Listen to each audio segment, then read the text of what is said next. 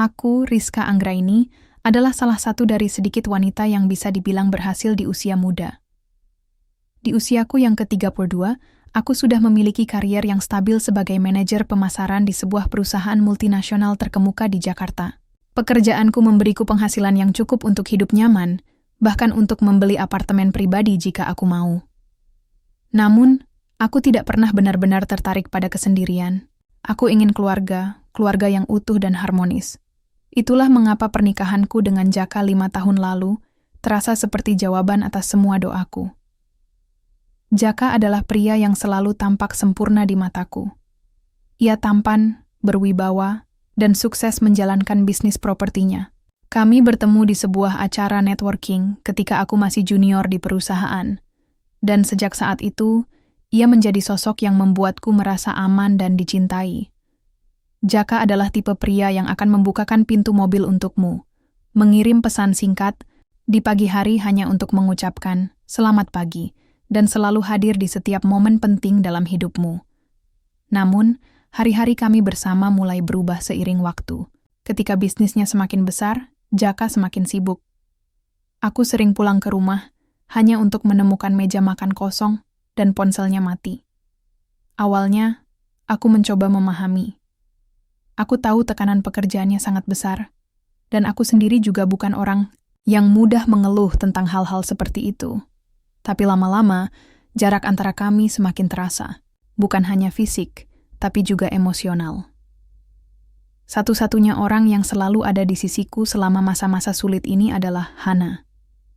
Dia adalah sahabatku sejak kuliah, dan meskipun jalur hidup kami berbeda, aku lebih fokus pada karier sementara dia memilih untuk menjadi ibu rumah tangga setelah menikah. Kami tetap dekat.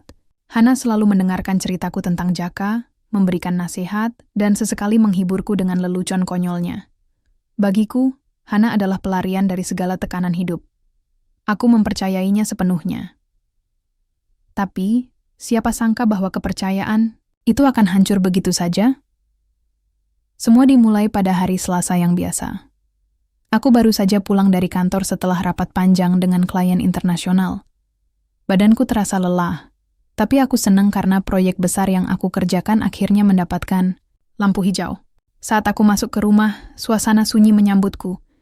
Jaka tidak ada di ruang tamu, dan ponselnya tergeletak di atas meja dapur. Biasanya, aku tidak akan peduli dengan hal-hal seperti itu. Namun, entah kenapa malam itu aku merasa penasaran. Ketika aku mengambil ponselnya, layarnya menyala tanpa kata sandi. Mungkin Jaka lupa mengunci ponselnya. Atau mungkin ia merasa aman karena tidak pernah ada yang menyentuh barang-barangnya. Aku tidak tahu pasti. Yang jelas, ketika aku melihat notifikasi pesan masuk, jantungku langsung berdebar keras. Pesan itu berasal dari nomor tak dikenal. Isinya singkat, tapi cukup untuk membuat dunia di sekitarku runtuh. Alhamdulillah, akhirnya kita resmi jadi suami istri. Semoga Allah selalu melindungi kita. Jaka aku membaca ulang pesan itu berkali-kali, berharap mataku sedang berbohong. Tapi pesan itu nyata dan menusuk hatiku seperti pisau tajam. Siapa yang mengirim pesan ini? Kenapa Jaka diam-diam menikahi orang lain? Pikiran-pikiran itu berkecamuk di kepalaku, membuatku sulit bernapas. Aku mencoba mencari nama kontak pengirim pesan itu di ponsel Jaka, tapi tidak ada. Nomornya tidak tersimpan. Lalu, aku membuka riwayat panggilan dan menemukan nomor yang sama beberapa kali muncul dalam daftar. Aku memutuskan untuk menyimpannya dan mencari tahu siapa pemiliknya nanti. Saat itu, aku tidak tahu harus berbuat apa. Aku hanya bisa duduk di tepi tempat tidur, memegang ponsel Jaka erat-erat, sambil berusaha menahan air mata yang mulai menggenang di sudut mataku. Aku merasa seperti boneka yang telah dibuang begitu saja oleh pemiliknya. Betapa bodohnya aku selama ini, betapa naifnya aku mempercayai Jaka sepenuhnya tanpa curiga sedikit pun. Beberapa jam kemudian, Jaka pulang. Wajahnya santai, seolah tidak ada yang salah. Ia bahkan membawa sekotak kue favoritku sebagai hadiah karena aku bekerja keras akhir-akhir ini. Maaf ya sayang, aku telat pulang. Ada rapat dadakan, katanya sambil tersenyum. Aku hanya bisa mengangguk, berusaha menahan emosi yang bergolak di dalam diriku. Aku belum siap menghadapi pembicaraan ini. Aku butuh waktu untuk mencerna semuanya. Untuk sementara, aku memutuskan untuk diam dan berpura-pura tidak tahu apa-apa. Tapi di balik senyum palsuku, ada pertanyaan besar yang terus menghantuiku. Mengapa Jaka melakukan ini? Apakah Hana terlibat? Dan bagaimana aku bisa begitu buta sehingga tidak menyadari apa yang terjadi di depan mataku sendiri? Malam itu, aku tidak bisa tidur. Aku hanya terbaring di samping Jaka, memikirkan semua kemungkinan yang ada. Aku tahu, mulai detik ini, hidupku tidak akan pernah sama lagi. Malam itu, aku tidak bisa memejamkan mata. Pikiran-pikiranku berputar seperti roda yang tak pernah berhenti. Aku mencoba membayangkan wajah Jaka, suamiku sendiri, yang kini terlihat asing bagiku. Bagaimana mungkin dia bisa melakukan ini? Bagaimana mungkin dia bisa mengkhianatiku dengan cara sekejam ini? Dan yang lebih menyakitkan, apakah Hana terlibat dalam semua ini? Aku ingat bagaimana Hana selalu ada di sisiku ketika aku merasa lelah atau kecewa dengan Jaka.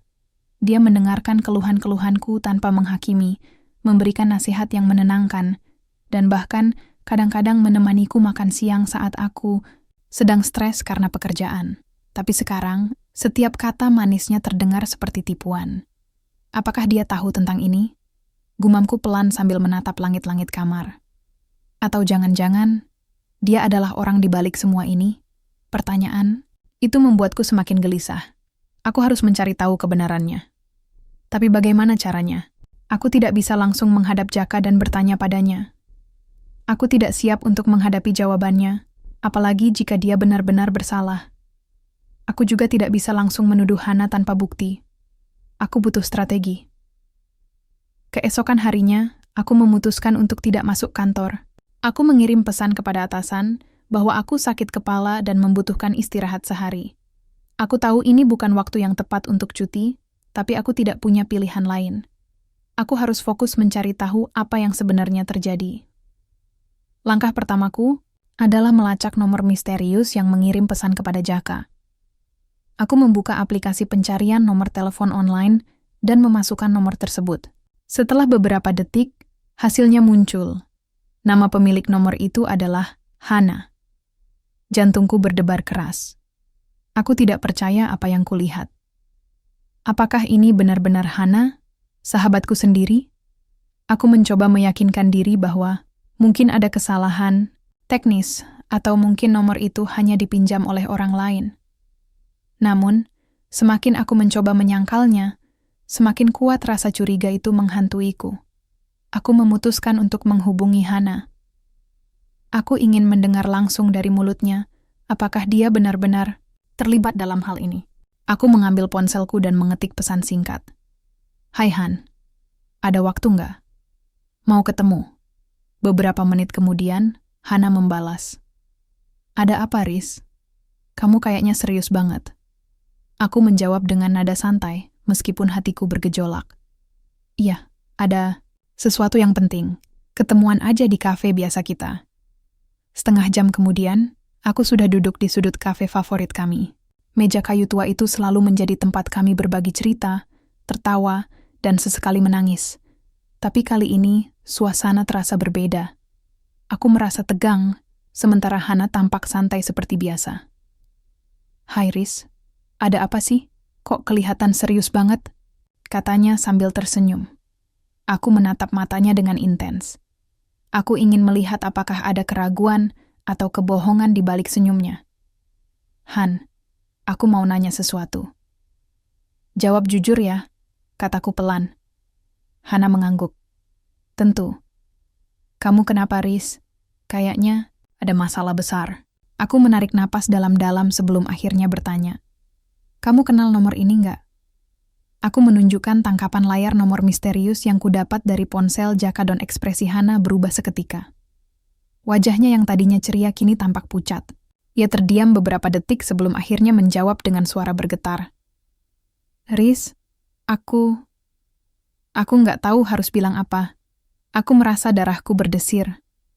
Jadi, kamu memang tahu tentang ini? Hana menundukkan kepala, menghindari tatapanku. Rizka, Aku minta maaf. Aku nggak tahu harus gimana lagi.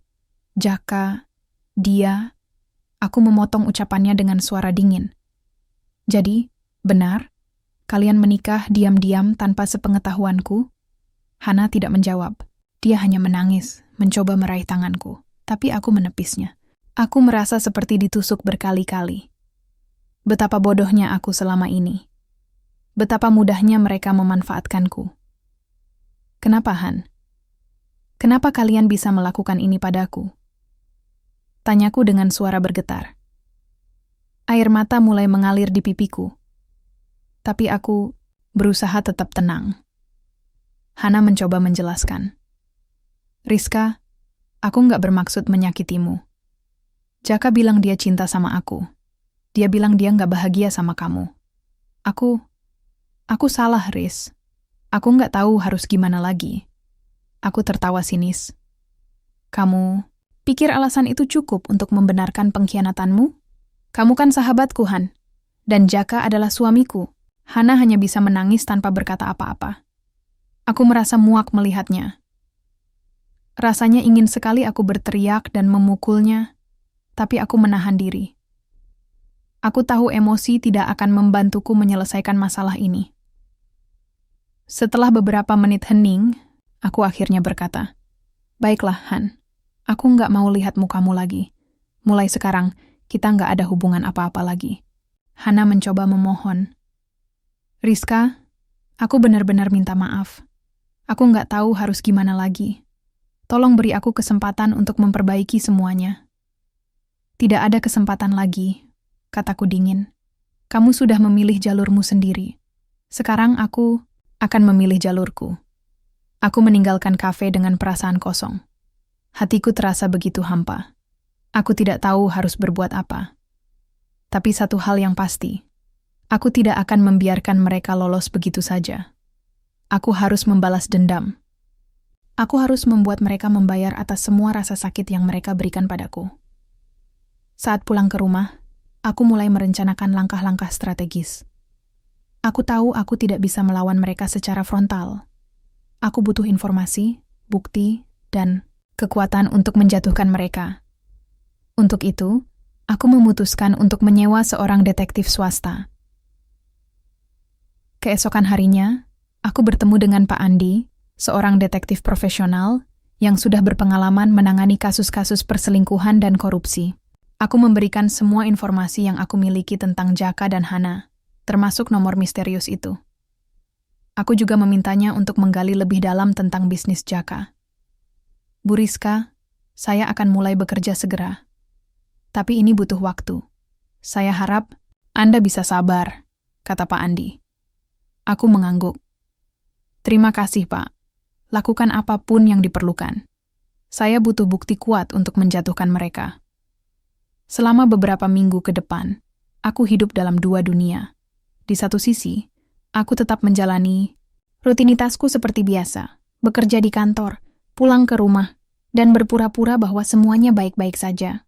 Di sisi lain, aku diam-diam mengumpulkan informasi tentang Jaka dan Hana. Setiap malam, aku memeriksa laporan dari Pak Andi dan merencanakan langkah berikutnya.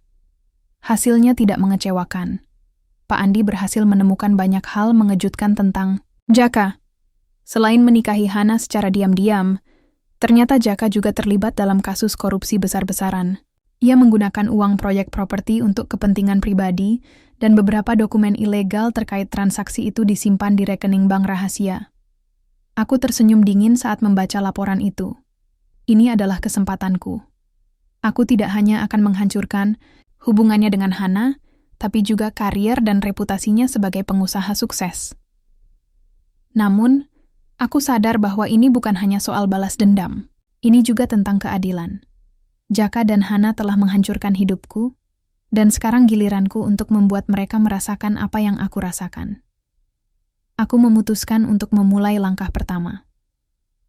Aku mengirimkan dokumen korupsi yang didapatkan dari Pak Andi kepada media massa. Aku tahu ini adalah risiko besar, tapi aku tidak peduli lagi. Aku ingin dunia tahu siapa Jaka sebenarnya. Beberapa hari kemudian, berita tentang kasus korupsi Jaka mulai menyebar luas di media sosial. Nama Jaka menjadi sorotan publik dan reputasinya mulai hancur. Hana, yang awalnya tampak bahagia dengan pernikahannya, mulai panik. Ia mencoba menghubungiku beberapa kali, tapi aku selalu mengabaikannya. Aku tahu ini baru permulaan. Masih ada banyak hal yang harus kulakukan untuk memastikan bahwa Jaka dan Hana membayar lunas atas semua yang telah mereka lakukan. Berita tentang kasus korupsi Jaka menyebar seperti api di padang rumput kering. Dalam hitungan hari, nama Jaka menjadi bahan perbincangan di setiap sudut kantor, warung kopi, bahkan media sosial. Foto-foto dirinya muncul di berbagai portal berita dengan judul-judul sensasional seperti pengusaha properti ternama terlibat skandal korupsi jutaan rupiah atau Jaka Aditya, dari pria sukses hingga tersangka kasus korupsi. Aku duduk di kursi kerjaku, memandangi layar laptop sambil menyunggingkan senyuman dingin. Aku tidak pernah merasa sepuas ini dalam hidupku. Setiap artikel yang kutemukan tentang Jaka adalah bukti bahwa rencanaku mulai berjalan sesuai harapan. Namun, aku tahu ini baru permulaan. Masih banyak hal yang harus kulakukan untuk memastikan dia jatuh tanpa ampun. Sementara itu, kehidupan pribadiku mulai berubah drastis. Media massa terus menggali lebih dalam tentang kasus Jaka, dan tekanan publik membuatnya semakin terpojok. Aku sering melihatnya di televisi saat wawancara singkat dengan wartawan. Wajahnya tampak pucat, matanya linglung, dan suaranya gemetar. Dia mencoba membela diri, tapi semua orang sudah terlanjur percaya bahwa dia bersalah. Namun, ada satu hal yang membuatku sedikit khawatir. Jaka mulai curiga padaku. Beberapa kali ia mencoba menghubungiku, tapi aku selalu mengabaikan panggilannya. Saat kami bertemu di rumah, dia menatapku dengan pandangan waspada, seolah-olah dia tahu bahwa aku terlibat dalam semua ini. "Rizka, kamu tahu sesuatu tentang kasus ini, kan?" Tanyanya suatu malam dengan nada dingin. Aku hanya tersenyum tipis. "Kenapa kamu menuduhku? Aku sama sekali nggak tahu apa-apa." Dia mendengus. "Jangan pura-pura bodoh, Rizka. Kamu pasti tahu sesuatu. Siapa yang memberi informasi ini ke media?" Aku tertawa sinis. "Aku? Mengapa aku harus peduli dengan urusanmu? Bukankah kamu sudah punya Hana sekarang? Biarkan dia yang menjelaskan semuanya padamu." Jaka terdiam. Ekspresinya berubah muram, dan aku bisa melihat rasa bersalah mulai menggerogoti hatinya. Tapi aku tidak peduli. Aku ingin dia merasakan betapa menyakitkannya pengkhianatan. Rasa yang dulu kurasakan ketika mengetahui bahwa dia telah menikahi sahabatku sendiri. Di tengah semua ini, Hana mulai menunjukkan tanda-tanda kepanikan. Ia sering mengirim pesan padaku, memohon-mohon agar aku mau bicara dengannya. "Rizka, tolong dengar penjelasanku," tulisnya suatu malam. Aku benar-benar menyesal. Aku nggak tahu kalau ini akan sejauh ini. Aku hanya mengabaikan pesannya.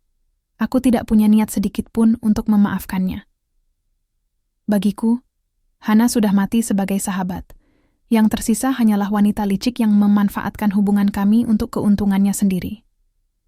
Namun, beberapa minggu kemudian, Hana datang ke rumahku tanpa diundang.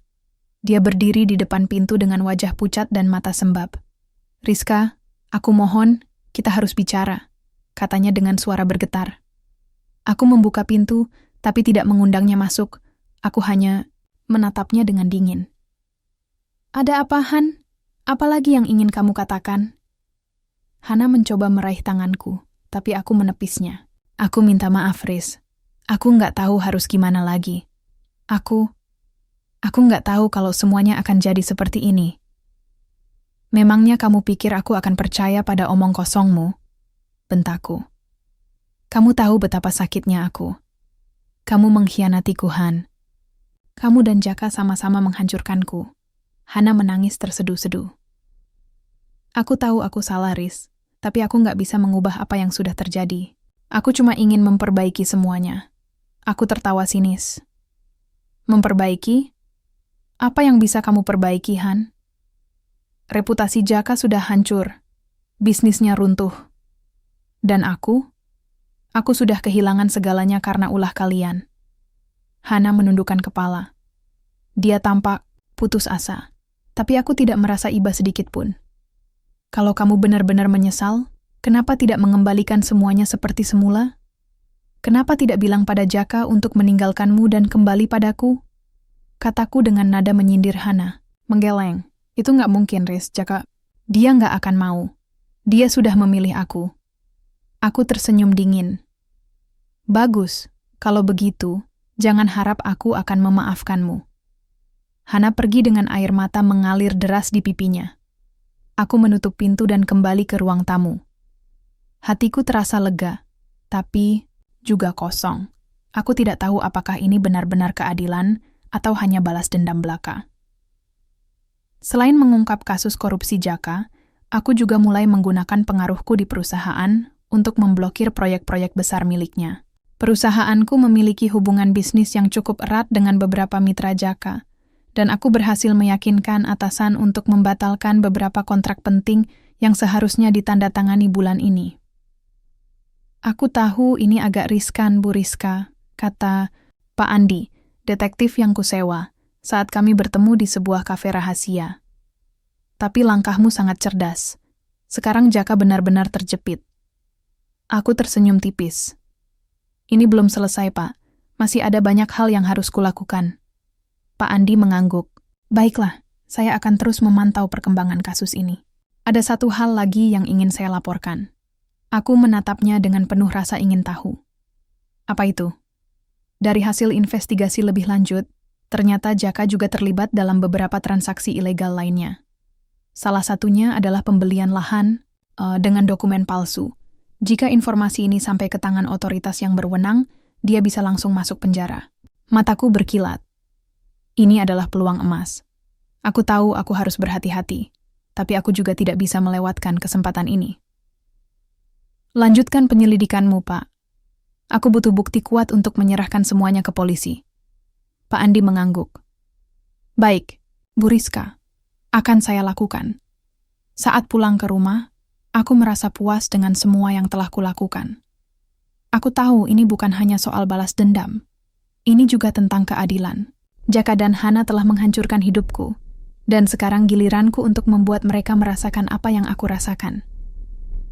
Namun, di balik semua keberhasilanku, ada satu pertanyaan yang terus menghantuiku. Apakah aku benar-benar bahagia dengan semua ini? Aku berhasil menjatuhkan mereka, tapi hatiku masih terasa kosong. Aku merasa seperti boneka yang dipenuhi amarah, tanpa ada cahaya kebahagiaan di dalamnya. Tapi aku tidak peduli. Untuk saat ini, aku hanya ingin melihat mereka jatuh tanpa ampun.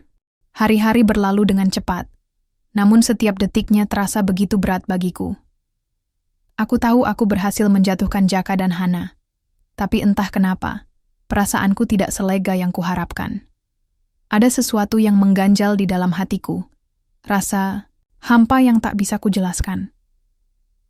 Seperti ada lubang besar yang semakin dalam, meskipun aku telah melakukan segalanya untuk membalas dendam. Namun, aku tidak punya waktu untuk merenung. Media massa terus mengejar Jaka seperti serigala yang memburu mangsanya. Berita tentang kasus korupsi dan transaksi ilegalnya menjadi viral di seluruh platform sosial. Nama Jaka hancur, reputasi bisnisnya runtuh, dan para mitra kerjanya mulai meninggalkannya satu persatu. Bahkan beberapa bank mulai membekukan rekening perusahaannya karena dugaan pencucian uang. Semua ini adalah hasil dari strategiku, dan aku merasa puas melihatnya tersudutkan. Tapi ada satu hal yang membuatku sedikit terganggu, Hana. Dia terus mencoba menghubungiku, bahkan datang ke rumahku berkali-kali. Setiap kali dia muncul, aku hanya mengabaikannya. Aku tidak mau mendengar alasan atau permintaan maafnya. Bagiku, dia sudah mati sebagai sahabat. Yang tersisa hanyalah wanita licik yang memanfaatkan hubungan kami demi keuntungannya sendiri. Suatu sore, saat aku sedang duduk di ruang tamu sambil menonton berita tentang Jaka, ponselku berdering, nomor Hana muncul di layar. Aku menghela napas panjang sebelum akhirnya menjawab panggilannya. "Apalagi, Han?" Tanyaku dingin. "Rizka, tolong. Aku benar-benar butuh bicara sama kamu," katanya dengan suara bergetar. "Ini penting." "Apa yang bisa kamu katakan padaku sekarang?" Apakah kamu akan mengakui bahwa semua ini salahmu? Apakah kamu akan memperbaiki semuanya? Balasku sinis. Aku nggak bisa memperbaiki semuanya, Riz. Tapi aku ingin minta maaf. Aku nggak tahu kalau semuanya akan jadi seperti ini. Aku nggak tahu kalau Jaka akan... Suaranya terputus, diikuti, isakan tangis, aku mendengus. Jadi sekarang kamu menyesal? Kenapa tidak dari awal, Han? Kenapa kamu tidak pikirkan perasaanku sebelum memutuskan untuk mengkhianatiku? Hana terdiam beberapa saat sebelum akhirnya menjawab. Aku nggak tahu harus gimana lagi, Riz. Aku nggak bisa hidup seperti ini. Aku kehilangan segalanya. Aku tertawa sinis. Bagus. Itu artinya kamu sudah merasakan apa yang aku rasakan. Kamu pantas mendapatkan semua ini, Han. Hana menangis lebih keras. Aku nggak bisa hidup tanpa kamu, Riz. Kamu adalah sahabat terbaikku. Aku nggak tahu harus gimana lagi tanpa dukunganmu. Kata-katanya membuatku terdiam sejenak.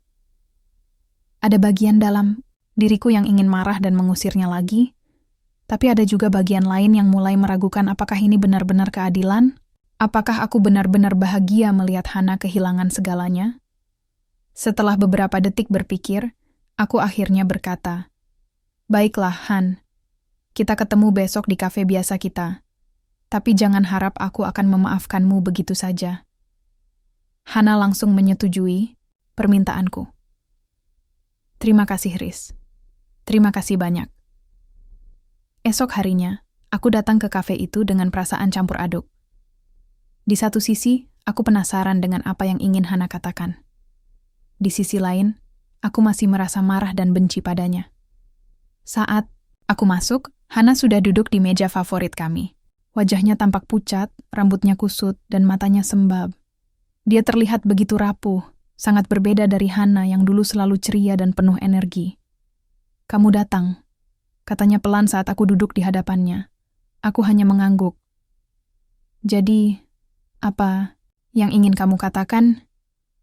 Hana menundukkan kepala, lalu mulai berbicara dengan suara bergetar. "Rizka, aku benar-benar minta maaf atas semua yang sudah kulakukan. Aku nggak tahu apa yang kupikirkan waktu itu. Aku cuma merasa kesepian. Jaka mendekatiku saat aku sedang lemah, dan aku nggak bisa menolaknya. Aku menatapnya dengan dingin. Itu bukan alasan, Han. Kamu tahu betapa sakitnya aku ketika mengetahui bahwa suamiku menikahi sahabatku sendiri. Kamu tahu betapa sulitnya hidupku setelah itu." Hana menangis lagi.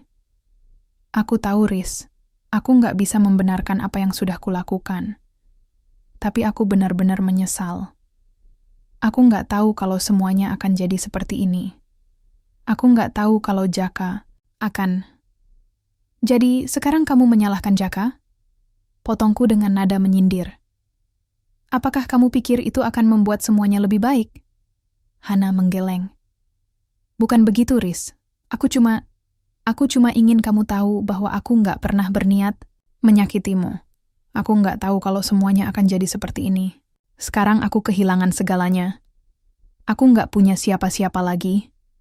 Aku terdiam sejenak, memandang wajahnya yang penuh penyesalan. Ada bagian dalam diriku yang mulai merasa iba, tapi aku segera menepisnya. Ini adalah hasil dari ulahnya sendiri. Dia memilih untuk mengkhianatiku, dan sekarang dia harus menanggung konsekuensinya. "Baiklah, Han," kataku akhirnya. "Aku mendengar permintaan maafmu. Tapi aku nggak bisa memaafkanmu begitu saja. Kamu sudah menghancurkan hidupku, dan sekarang giliranmu untuk merasakan apa yang aku rasakan." Hana mengangguk pelan. "Aku ngerti. Riz, aku nggak berharap kamu memaafkanku. Aku cuma ingin kamu tahu bahwa aku benar-benar menyesal." Setelah pertemuan itu, aku merasa lega sekaligus bingung. Aku tahu aku tidak bisa memaafkan Hana begitu saja, tapi ada bagian dalam diriku yang mulai meragukan apakah ini benar-benar keadilan. Apakah aku benar-benar bahagia melihatnya kehilangan segalanya? Di tengah semua ini, kondisi Jaka semakin memburuk. Kasus korupsinya semakin disorot media, dan polisi mulai menyelidiki transaksi ilegalnya lebih dalam.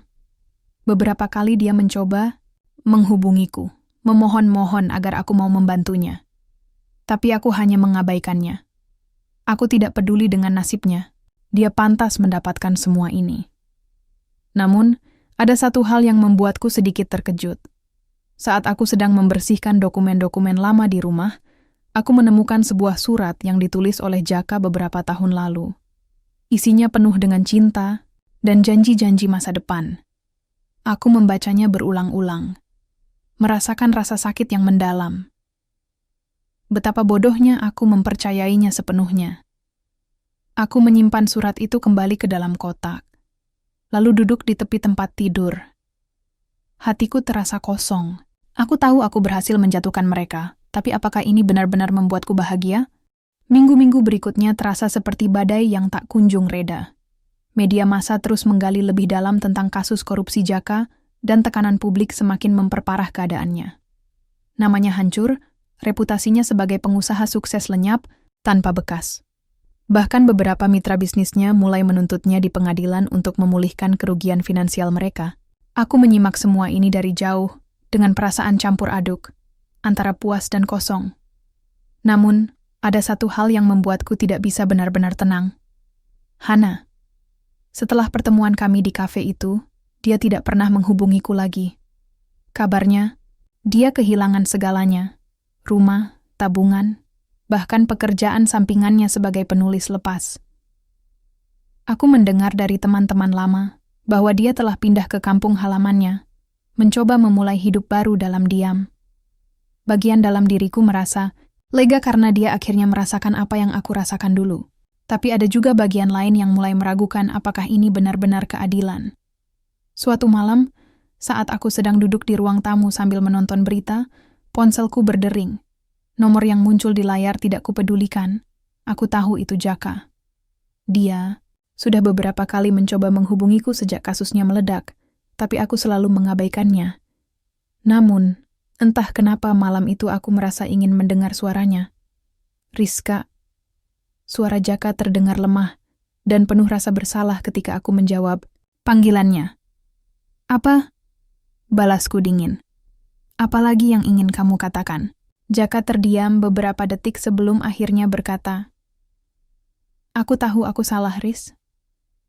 Aku nggak punya alasan untuk membenarkan apa yang sudah kulakukan. Tapi aku cuma ingin kamu tahu bahwa aku nggak pernah berniat menyakitimu. Aku tersenyum, sinis. Benarkah? Lalu kenapa kamu menikahi Hana di belakangku? Kenapa kamu menggunakan uang proyek properti untuk kepentingan pribadi? Apa itu bukan bentuk penyiksaan bagiku? Jaka menghela napas panjang. Aku nggak tahu harus gimana lagi, Riz. Waktu itu aku merasa tertekan. Keluargaku memaksaku untuk menikahi Hana karena status sosialnya. Aku nggak tahu kalau semuanya akan jadi seperti ini. Aku tertawa keras. Jadi, kamu menyalahkan keluargamu. Sekarang, apakah itu artinya kamu nggak bertanggung jawab atas semua kekacauan ini? Jaka terdiam. Aku bisa mendengar suara isak tangisnya di ujung telepon. Aku tahu aku bersalah, Riz. Tapi aku masih mencintaimu. Aku nggak pernah berhenti mencintaimu. Kata-katanya membuatku terdiam sejenak. Ada bagian dalam diriku yang ingin marah dan menghina dia lebih jauh, tapi ada juga bagian lain yang mulai meragukan perasaanku sendiri. Apakah aku masih mencintainya? Apakah semua ini hanya soal balas dendam? Setelah beberapa detik berpikir, aku akhirnya berkata, Jaka, kata-katamu datang terlambat. Kamu sudah menghancurkan hidupku. Sekarang, giliranmu untuk merasakan apa yang aku rasakan. Jaka terdiam lagi. Suaranya terdengar semakin lirih. Aku nggak bisa meminta maaf cukup banyak, Riz. Tapi aku harap kamu bisa menemukan kebahagiaanmu sendiri. Aku nggak pantas mendapatkannya lagi. Telepon dimatikan setelah itu. Aku menatap layar ponselku dengan perasaan kosong. Kata-kata Jaka terngiang-ngiang di kepalaku. Apakah dia benar-benar menyesal? Ataukah ini hanya cara lain untuk melarikan diri dari masalahnya? Beberapa hari kemudian, berita besar muncul di media. Jaka resmi ditangkap oleh polisi atas tuduhan korupsi dan transaksi ilegal. Foto-fotonya saat dibawa ke mobil patroli menjadi viral di internet. Wajahnya tampak lesu, matanya penuh dengan penyesalan. Aku membaca artikel-artikel tentang penangkapannya dengan hati yang bergejolak. Di satu sisi, aku merasa lega, karena dia akhirnya mendapatkan apa yang pantas ia terima. Di sisi lain, ada bagian dalam diriku yang mulai merasa iba, meskipun aku tahu itu adalah emosi yang salah. Namun, ada satu hal yang membuatku benar-benar terkejut. Saat aku sedang membaca berita tentang Jaka, ponselku berdering lagi. Kali ini, nomor yang muncul adalah nomor detektif swasta yang kusewa, Pak Andi. Bu Rizka, katanya dengan nada serius.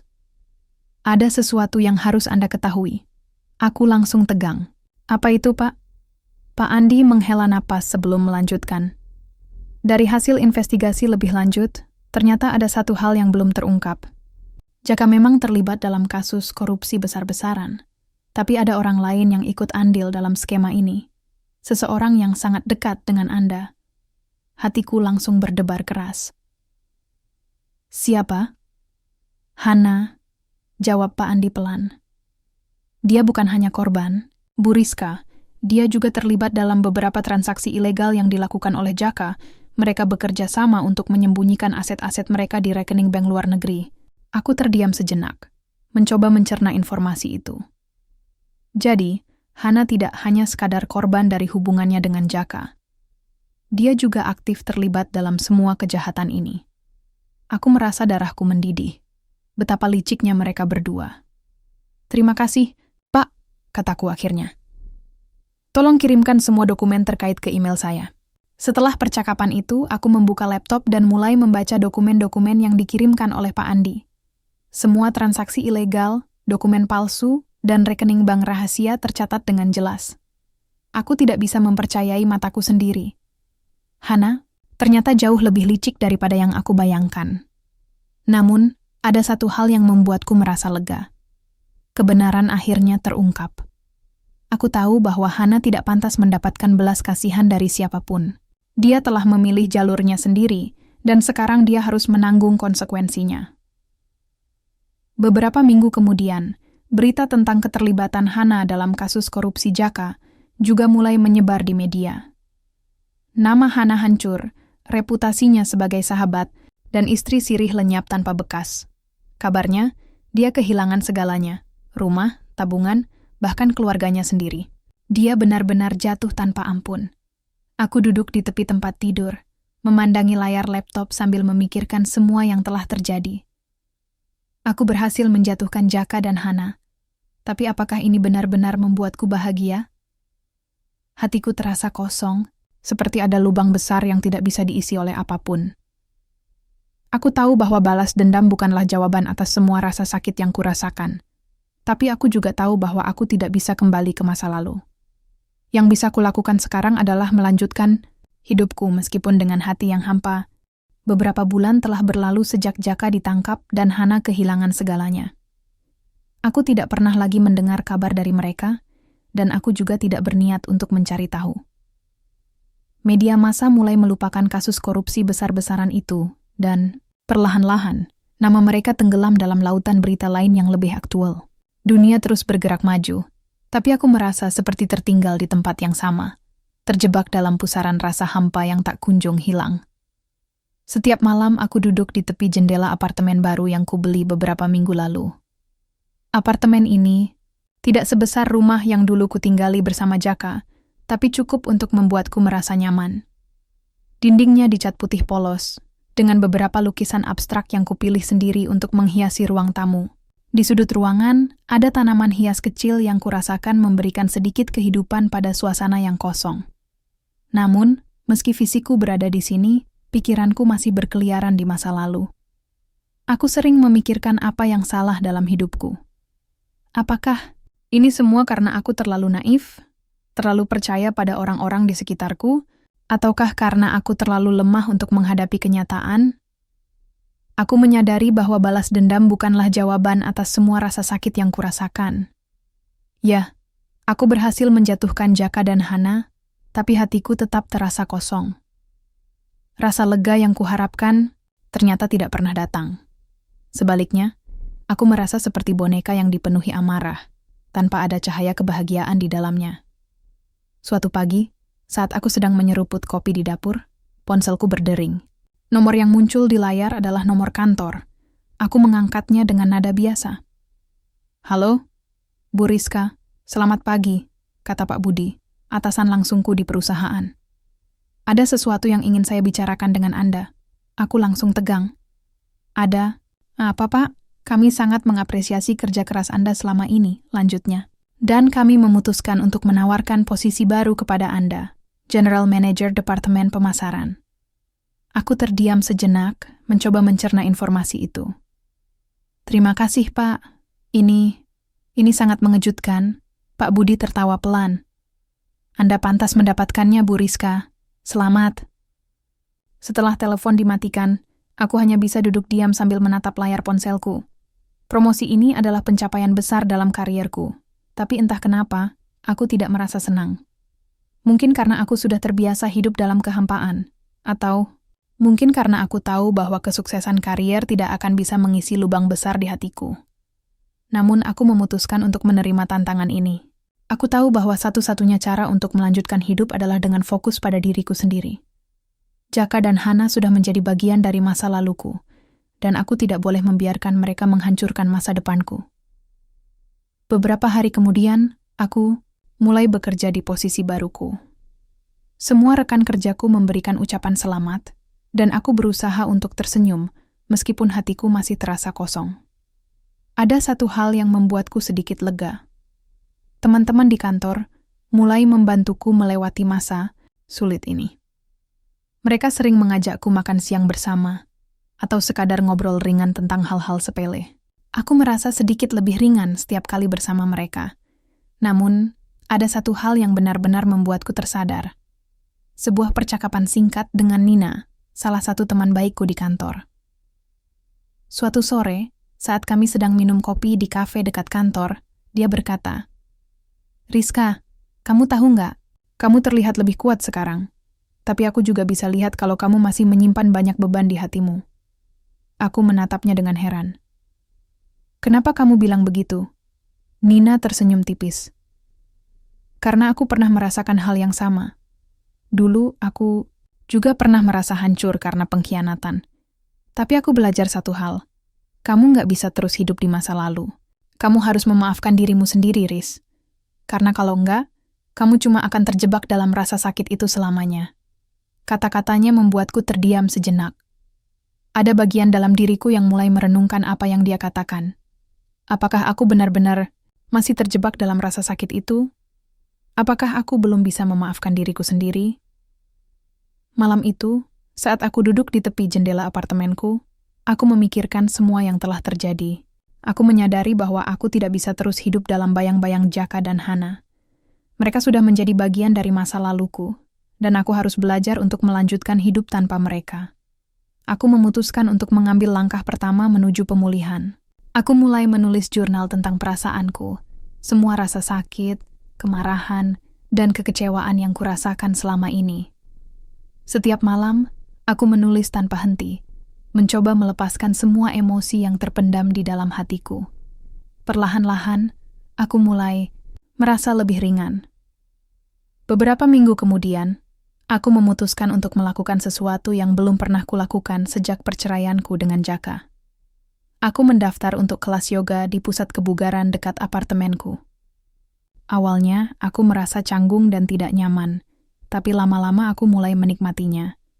Gerakan-gerakan yoga yang lambat dan meditasi membantuku menenangkan pikiran dan fokus pada saat ini.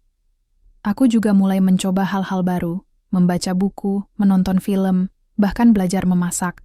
Semua ini adalah upaya kecil untuk mengisi waktu luangku dan membuat hidupku sedikit lebih berwarna. Meski perasaan hampa itu masih ada, aku merasa seperti sedang berjalan di jalan yang benar. Suatu pagi, saat aku sedang berdiri di balkon apartemenku, matahari terbit perlahan-lahan di cakrawala. Cahayanya yang hangat menyentuh wajahku, membuatku merasa sedikit lebih hidup. Aku tersenyum tipis, menyadari bahwa meskipun pengkhianatan meninggalkan luka, itu juga bisa menjadi titik balik untuk memulai hidup baru. Aku tidak tahu apa yang akan terjadi di masa depan. Aku tidak tahu apakah aku akan bertemu seseorang yang bisa mengisi hatiku lagi atau tidak. Tapi satu hal yang pasti, aku tidak akan membiarkan masa laluku menghancurkan masa depanku. Aku akan terus maju, meskipun langkah-langkahku masih terasa berat. Dan untuk pertama kalinya dalam waktu yang lama, aku merasa ada harapan baru di dalam hatiku.